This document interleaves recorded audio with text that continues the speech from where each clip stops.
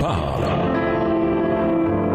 Chaque jour, Charles et Carole vous présentent la leçon de l'école du sabbat.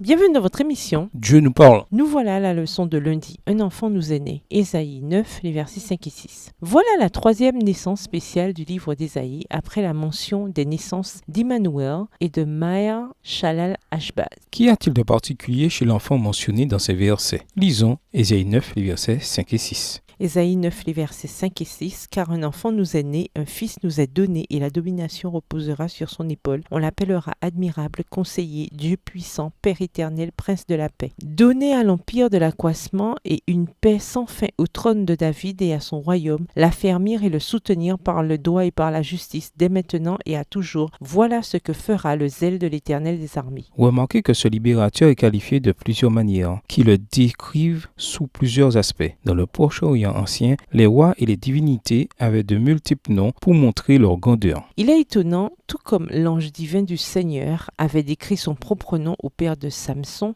Juge 13, verset 18, même racine en hébreu, avant de monter vers le ciel dans les flammes de l'autel de Manoah, Juge 13, verset 20, préfigurant ainsi qu'il s'offrirait en sacrifice plus de 1000 années plus tard. Il est qualifié de divin, Dieu et haut, et de créateur éternel, Père éternel, voir Luc 3, verset 38, Adam, fils de Dieu. Il est un roi de la dynastie de David, son royaume de paix sera éternel. Étant donné ces attributs, quelle pouvait être la seule identité possible de cet enfant? Lisons Luc 2, les versets 8 à 14. Luc 2, les versets 8 à 14. Il y avait dans cette même contrée des bergers qui passaient dans les champs les veilles de la nuit pour garder leurs troupeaux. Et voici un ange du Seigneur leur apparut, et la gloire du Seigneur resplendit autour d'eux. Ils furent saisis d'une grande frayeur. Mais l'ange leur dit, « Ne craignez point, car je vous annonce une bonne nouvelle qui sera pour tout le peuple le sujet d'une grande joie. C'est qu'aujourd'hui, dans la ville de David, il vous est né un sauveur qui est le Christ, le Seigneur. Et voici à quel signe vous le reconnaîtrez. Vous trouverez un enfant emmailloté et couché dans une crèche. » Et soudain, il se joignit à l'ange une multitude de l'armée céleste, louant Dieu et disant, « Gloire à Dieu dans les lieux très hauts et paix sur la terre parmi les hommes qu'il agrée. » Certains ont tenté de l'identifier au roi Ézéchias, mais la destruction dépasse largement celle d'un être humain ordinaire. Une seule personne y correspond, Jésus-Christ, le divin Fils de Dieu et Créateur. Jean 1, les versets 1 à 3 et le verset 14, Colossiens 1, les versets 5 à 17, Colossiens 2, verset 9, Hébreux 1, verset 2. Qui nous est né afin de nous sauver et nous donner la paix. Il a reçu toute autorité dans le ciel et sur la terre et il est avec nous tous les jours. Matthieu 28, versets 18 à 20. Tout en conservant sa divinité, il s'est également fait chair pour toutes les époques et il est sensible à nos faiblesses. Hébreux 4, verset 15. Un enfant nous est né à jamais. Quand le Christ est venu dans notre monde, Satan était là pour lui disputer le moindre pouce de terrain sur le sentier qui, de la crèche, le conduisait au calvaire. Satan avait accusé Dieu d'exiger de l'abnégation de la part des anges alors qu'il ne savait pas ce que cela signifiait pour son propre compte et qu'il se refusait au moindre sacrifice pour d'autres. Telle fut l'accusation portée par Satan contre le Dieu du ciel. Après avoir été expulsé du ciel, le malin a continué d'accuser le Seigneur d'exiger de ses créatures ce qu'il ne voulait pas faire lui-même. Le Christ est venu dans le monde pour réfuter ces fausses accusations et révéler le Père. Texte tiré du livre Message choisi au volume 1 au chapitre 65 aux pages 475 à 476. Livre écrit par Ellen G. White. Que nous indique cette déclaration sur le caractère de Dieu? Au revoir. Et à demain si Dieu veut.